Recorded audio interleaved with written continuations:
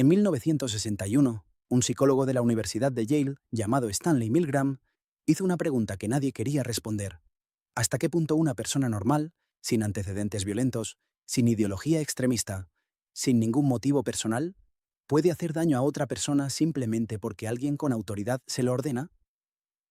El experimento que diseñó para responder esa pregunta se convirtió en uno de los más famosos y perturbadores de la historia de la psicología, y sus resultados siguen siendo incómodos 60 años después. El experimento funcionaba así. Un voluntario llegaba al laboratorio y le explicaban que iban a estudiar los efectos del castigo en el aprendizaje. Le presentaban a otra persona, en realidad un actor, que sería el alumno. El voluntario sería el profesor. El alumno era atado a una silla en otra habitación, con electrodos en los brazos. El profesor se sentaba frente a un generador de descargas eléctricas, con 30 niveles, que iban desde 15 voltios, marcado como descarga leve, hasta 450 voltios, marcado simplemente como XXX. Cada vez que el alumno fallaba una pregunta, el profesor debía darle una descarga eléctrica, aumentando el nivel cada vez. Las descargas no eran reales. El actor fingía el dolor, pero el voluntario no lo sabía. A medida que aumentaba el voltaje, el actor empezaba a quejarse, luego a gritar, luego a pedir que pararan, luego a decir que tenía problemas del corazón, y finalmente dejaba de responder completamente.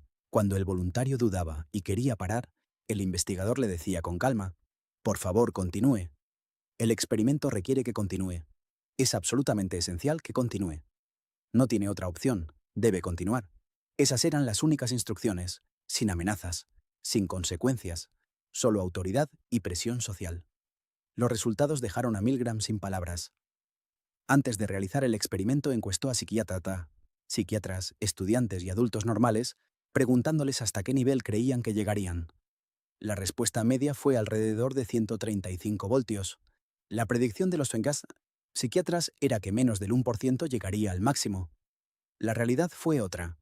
El 65% de los voluntarios, 2 de cada 3 personas normales, sin ningún problema psicológico conocido, llegaron hasta los 450 voltios, hasta el nivel marcado como XXX, hasta el punto en que el alumno ya no respondía y podría estar muerto. Milgram replicó el experimento decenas de veces con variaciones. Cuando el investigador daba las órdenes por teléfono, en lugar de en persona, la obediencia bajaba al 20%. Cuando había otros participantes que se negaban, la obediencia bajaba drásticamente. Cuando el voluntario podía ver al alumno, la obediencia bajaba. Pero cuando la autoridad estaba presente, era percibida como legítima, y el voluntario sentía que la responsabilidad recaía en el investigador y no en él. 2 de cada 3 personas apretaban el botón. El experimento fue replicado en múltiples países con resultados similares. No era un problema americano, era un problema humano. Milgram diseñó su experimento en 1961, apenas 16 años después del fin de la Segunda Guerra Mundial, intentando entender cómo millones de personas normales habían participado en el Holocausto. Su conclusión fue perturbadora. No hacía falta ser un monstruo.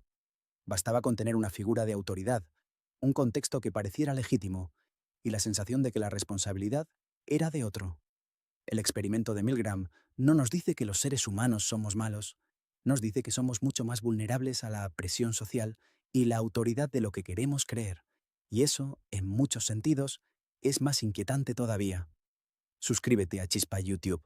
Cada semana, una historia así.